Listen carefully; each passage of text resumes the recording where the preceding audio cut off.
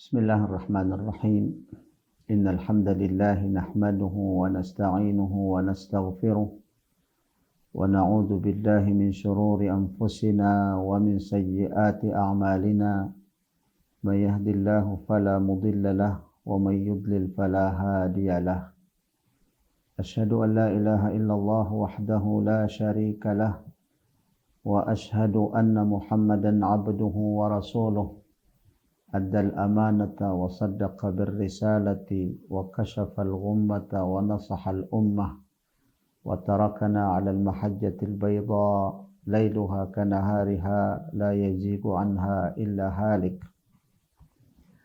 فصلوات ربي وسلامه على المبعوث رحمة للعالمين بشيرا ونذيرا وداعيا إلى الله بإذنه وسراجا منيرا وبعد السلام عليكم warahmatullahi wabarakatuh.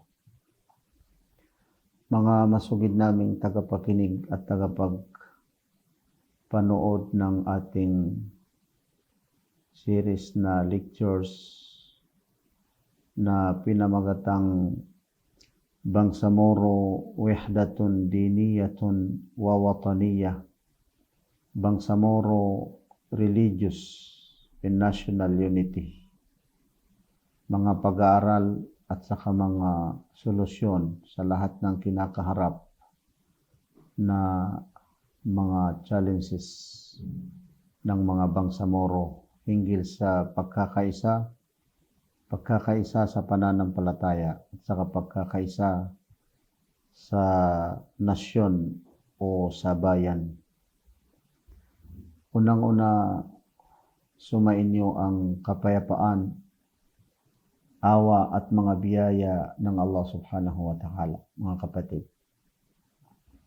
Tinalakay natin sa mga naunang episode ng ating series na lectures o kaya ay mga panayam ang pagpapaliwanag sa tinatawag na Bangsamoro Religious in National Unity.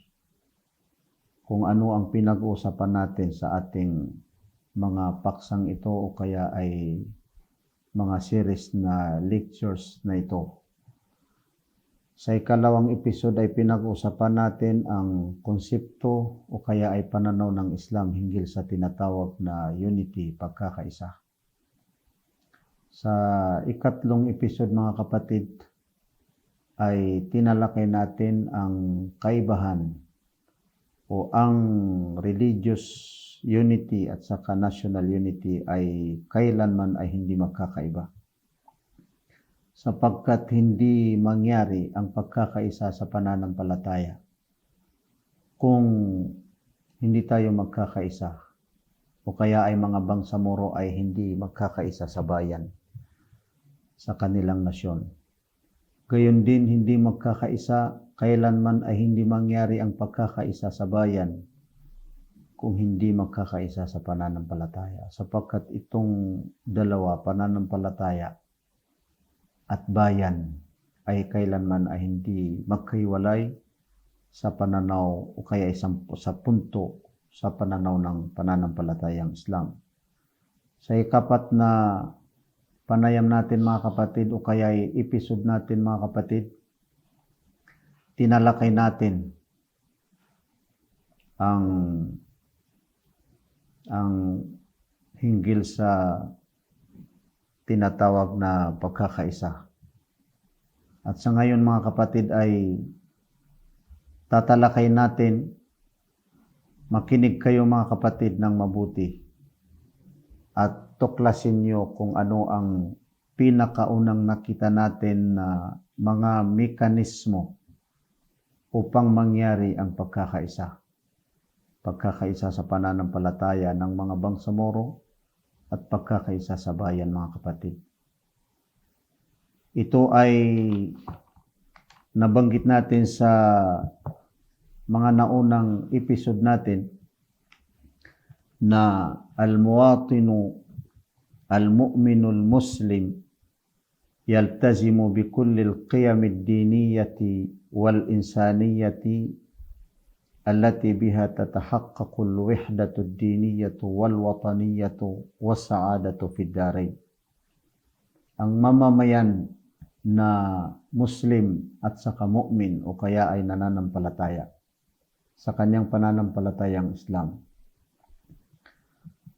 ay nararapat na magiging tapat at sumunod sa mga religious values at saka human values. Religious mga values, mga kapatid, at saka human values, kailanman ay hindi salungat sa Islamic values. So lahat ng mga katuruan ng pananampalatayang Islam hinggil sa religious values o kaya ay sa tinatawag na values o mga halaga ay sumasang-ayon sa religious values at saka human values, yung standard na values ng mga tao. At para sa gayon ay makamit natin ang pagkakaisa. Ito na ang pinaka-dahilan o pinaka-mekanismo, unang mekanismo para makamit natin ang pagkakaisa. Pagkakaisa sa pananampalataya at pagkakaisa sa bayan. At gayon din makakamit natin mga kapatid ang tinatawag na saada. Ibig sabihin ng saada ay yung yaong happiness dito sa ibabaw ng mundo at higit sa lahat doon sa kabilang araw. Kapag masunod natin at magiging tapat tayo sa pinag-uusapan natin ng mga values, at inshallah ay magbibigay din tayo ng mga halimbawa min khilalil iltizami bihadhihi alqiyam nastati'u an najtami'a wa nattahid. Sa pamamagitan ng ating pagsunod o pagiging tapat sa mga values na ito mga kapatid, mga masugid naming tagapakinig at tagapanood sa ating mga series na lectures, kakayanin natin na magkaisa. Kakayanin natin na magkaisa. Gayon din kakayanin natin na magbuklod-buklod sapagkat layon natin o kaya ay hangarin natin na magkaisa. Ang mga bangsamoro ay magkaisa. Layon natin o kaya ay hangarin din natin na magbuklod ang lahat ng mga bangsamoro. Nabanggit natin ang pinakagusto natin ay mangyari at makita natin at may pakita natin ang Bangsamoro United People, nagkakaisang mga Bangsamoro.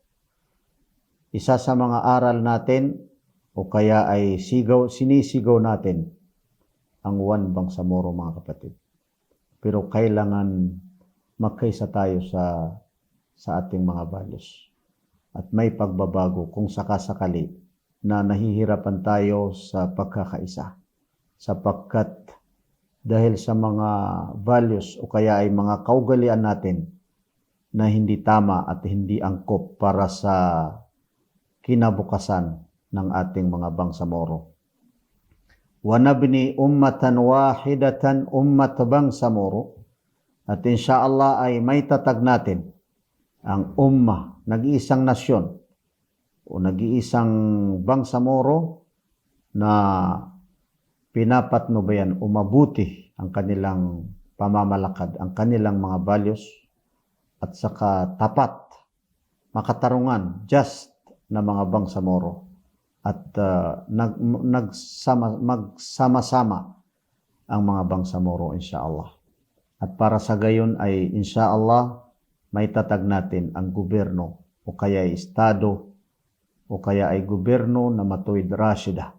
Kapag pinag-usapan natin ang hukuma Rashida, ay may pinagbabatayan tayo sa panahon ng mga khulafa, yung mga Orthodox ni Propeta Muhammad sallallahu alaihi wasallam, yaong mga al-khulafa ar-rashidun al-arba'a. May tatag din natin ang just, makatarungan na gobyerno at moral na governance o kaya ay government. Kapag pinag-usapan natin ang moral o kaya ay moral governance, moral na ikangay sistema ng nasyon ng mga bangsamoro, mayroon din tayong pinagbatayan sapagkat tinanong si Aisha kung ano ang mga kaugalian ni Propeta Muhammad sallallahu alaihi wasallam. Ang kanyang sinabi, khuluquhul Quran. So lahat ng mga kaugalian na naituro ng banal na Quran o kaya mga values, kapag yun ang sinunod natin, inshallah, may tatatag natin ang moral governance, gayon din ang mga mamamayan o kaya ay ang isang nasyon na sumusunod sa tamang kaugalian o kaya ay katuruan. Inshallah mga kapatid, ay pagpatuloy natin ang pagtalakay natin sa mga klase o karagdagang pag-unawa sa religious o kaya ay Islamic values at saka human values.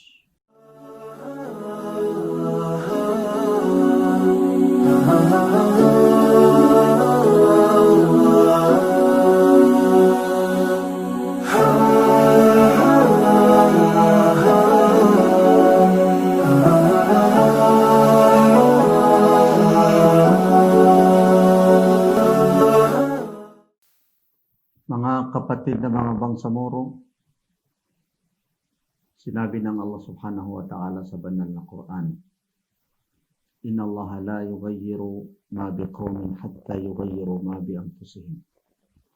Katotohanan na ang Allah subhanahu wa ta'ala kailanman ay hindi niya, ayon sa pagpapaliwanag ng talatang ito ng Allah subhanahu wa ta'ala, katotohanan na ang Allah subhanahu wa ta'ala ay kailanman hindi niya babaguhin ang nasa mga tao kung hindi nila baguhin ang kanilang mga sarili. So kung hindi tayo magbago mga kapatid sa ating mga kaugalian, kailanman ay hindi tayo babaguhin ng Allah subhanahu wa ta'ala.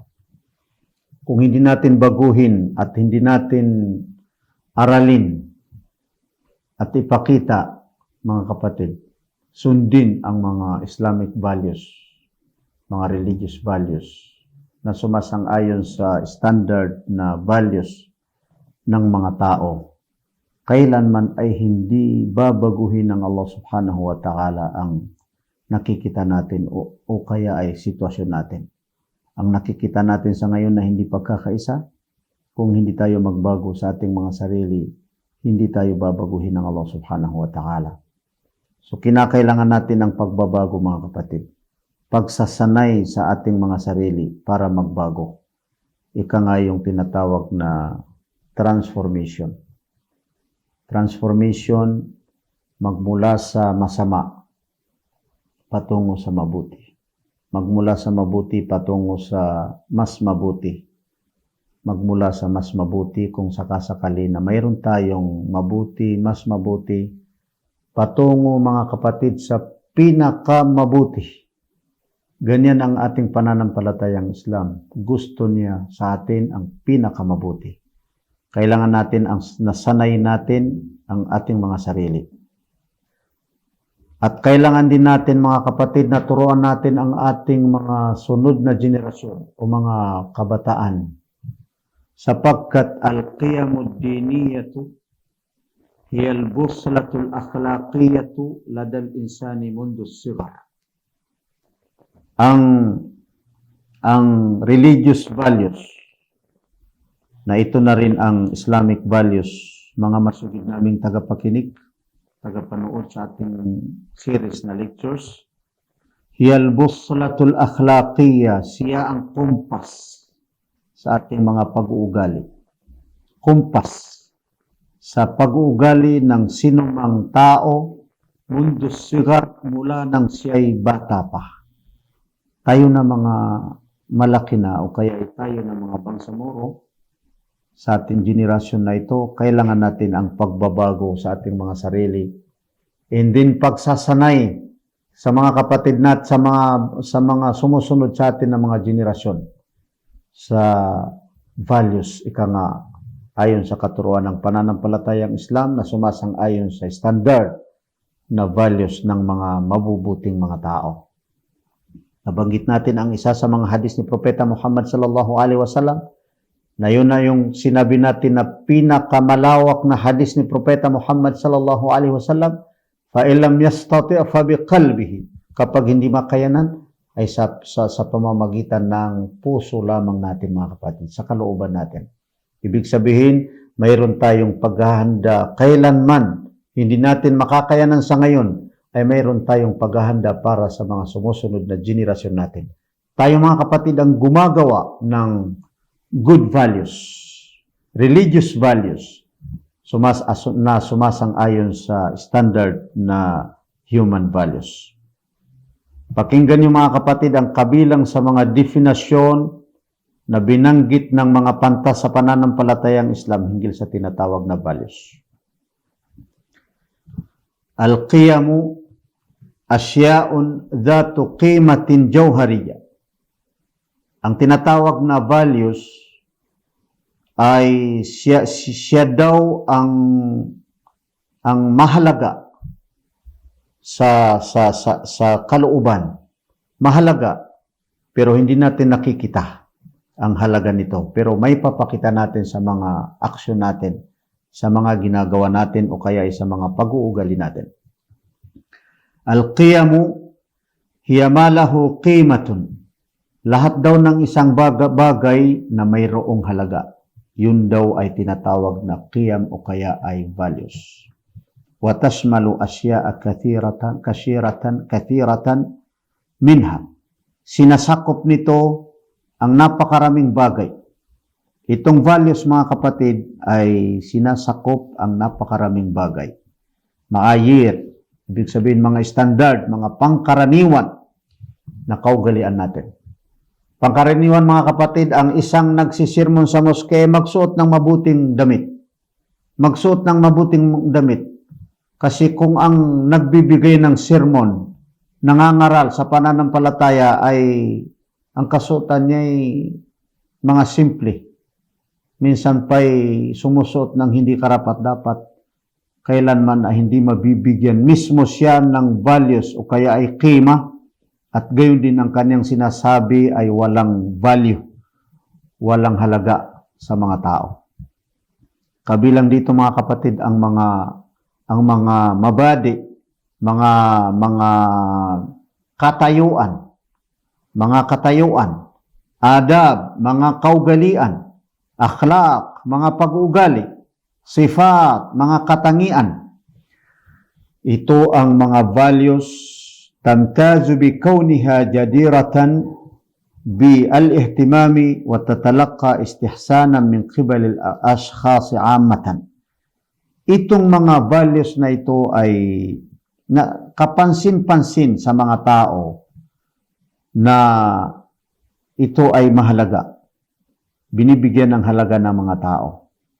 Ito rin ay minamabuti ng mga tao.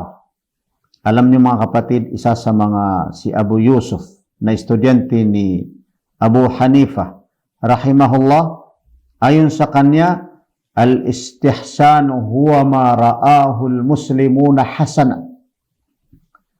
Yung mga nakikita ng mga tao o kaya ay mga Muslim na mabuti, yun daw ay istihsan o kaya ay mabuti. So, ibig sabihin ay yung pangkaraniwan na nakikita ng mga tao na mabuting pag-ugali, yun ay kabilang sa tinatawag na values. And then, pinupuri ng mga tao. Kabilang sa mga paliwanag hinggil sa tinatawag na qiyam at o kaya ay values, hayakilu ma'rifiyatun dakhiliyatun tuwajjihul khiyarat al-fardiyah. Siya ang structures, ma'rifiyah na pangkaalaman o sumasang-ayon sa pangkaalaman. Hindi yung skeleton na structure, pero structure sa kalooban natin na hindi nakikita na ito daw ang nag-guide sa tao. Kapag masama ang kanyang values, yun din ang kanyang may papakita na kaugalian. Sapagkat yung kanyang nasa loob na ikangay tinatawag na values. Al-qiyamul insaniyatu majmu'atun min al-iltizamat al-akhlaqiyah allati tubna ala ma yatawafaqu ma'a at-tabi'ati al-insaniyah. Yung human values daw ang siyang grupo ng mga pagsunod, bilang kaugalian, sa mga kaugalian na ito ay sumasang-ayon o kaya ay itinatatag na sumasang-ayon sa human nature. Yung kalikasan natin, mga kapatid. Alam nyo, yung ating pananampalatayang Islam ay likas na pananampalataya. Sumasang-ayon sa kalikasan natin. Minsan, napakatagal tayo, may programa tayo sa radio doon sa Kuwait na ang pamagat ay likas na pamana. Sapagkat ipinangangaral natin, sinasabi natin sa mga nakikinig, sa mga kapatid na nakikinig, kahit man hindi mga Muslim, na ang pananampalatayang Islam ay sumasang-ayon sa kalikasan natin. Wala tayong makita na kautusan na hindi sumasang-ayon sa ikabubuti natin. Wala tayong makita na ipinagbawal sa pananampalatayang Islam na ikabubuti natin. Bagkus lahat ng mga ipinagbawal ng Islam ay ikasasama natin, mga kapatid. Ang mga Islamic values o kaya ay mga religious values, human values, ay may mga napakaraming mga uri nito. Napakaraming mga uri nito, mga kapatid. At inshallah, may mga uri o klase nito na pansamantala na pag-values at may permanenting values. May mga values na sumasang-ayon sa kaalaman o sa karunungan. May mga values na dagdag sa kagandahan. Dagdag sa kagandahan, katulad ng nabanggit natin, ang panunuot, dagdag isang values ng tao na nakadadagdag sa kanyang halaga. May mga values na sumasang-ayon sa social, hindi sa political, at saka sa economics, na ito ay mga values na sumasang-ayon din sa bayan o kaya ay values na sumasang-ayon sa international na pag-uugali ng mga mabubuting mga tao o mga mainam na mga tao. Inshallah, mga kapatid, ay sa susunod na episode natin ay magbigay tayo ng mga halimbawa ng mga religious values at saka human values na sapagkat ito ay kailanman ay hindi magkahiwalay. Wa sallallahu ala Muhammad wa ala alihi wa sahbihi. Wassalamu alaikum warahmatullahi wabarakatuh.